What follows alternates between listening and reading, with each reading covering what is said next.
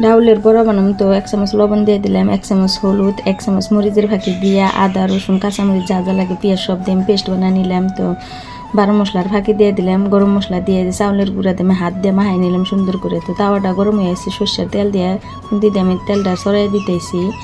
তো এখন হাত দিয়ে আমি এখন বড়া বানাই আমি তাওয়ার মধ্যে একটা করে সবটি আমি দিয়ে দিব।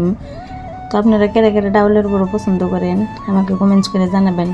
আমার কাছে তো ভালোই লাগে, আমি ভাত দিয়েও খাই কোনো কোনো টাইমে, আবার বিকেলে চার সাথেও খাই, আমার কাছে ভালোই লাগে।